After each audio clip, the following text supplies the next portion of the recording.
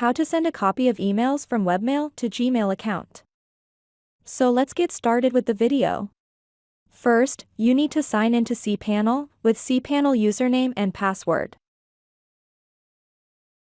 which will bring you to the cPanel settings page. Now, in cPanel settings page, enter forwarders section under email. And here, you can set up webmail forwarders. Next, click the Add Forwarder button.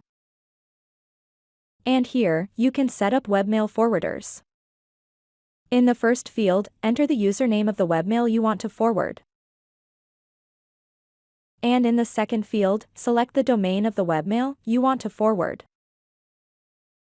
And in the third field, enter the webmail account to which you want to forward the emails. Finally, click the Add Forwarder button below. And done, you can see here, the emails from this webmail account will be forwarded into this webmail account.